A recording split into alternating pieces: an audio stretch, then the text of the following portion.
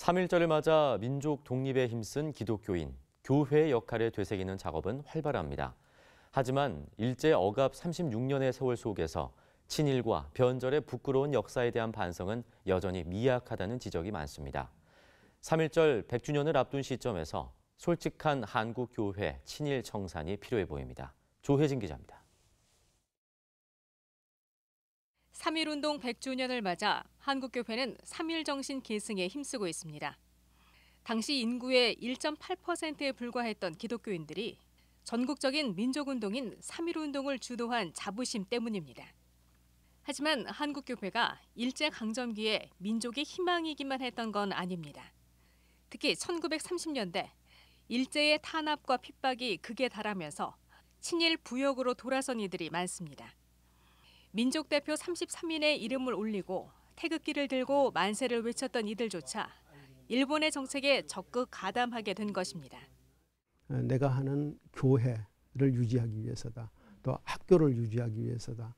또 기관을 유지하기 위해서다. 일제하고 반대해가지고는 그걸 이제 뭐 할 수 없기 때문에 그 타협을 한 거죠. 타협은 처음에는 타협이었지만 그 나중에 가면 타협만 가지고 일제가 저기 하지 않죠. 적극적인 협력을 원하죠. 1936년 감리교를 시작으로 장로교와 대부분의 교단들이 신사참배를 받아들이고 교계 지도자들은 신앙의 변절, 친일 부역 행위에 나섰습니다. 일본의 침략 전쟁을 위해 자동차와 비행기를 헌납하고 교회 차원의 지원 조직을 만들어 보고하기도 했습니다.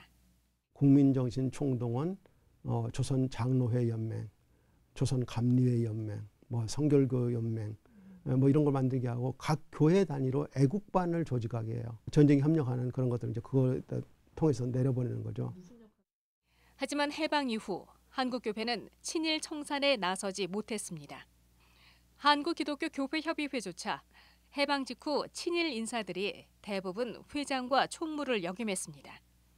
이후 교단마다 신사참배 회개 기도와 결의가 나왔지만 친일 역사는 아직도 제대로 정리되지 않았다는 평가입니다. 역사에 기록해서 또 후대에도 우리가 일제시대 때는 이런 잘못을 했다. 하지 말아야 될 것이었는데 이렇게 했다 하는 것을 정말 하나님 앞에도 저희 사죄를 해야 되지만 민족과 역사 앞에도 사실 사죄를 해야 되는 거거든요. 3.1운동 100년을 맞는 지금 부끄러운 역사일지라도 이를 사실 그대로 인정하고 역사의 사실을 통해서 오늘의 교훈으로 삼는 역사의식을 가져야 한다는 지적에 한국교회가 귀를 기울여야 할 것으로 보입니다. CBS 뉴스 조혜진입니다.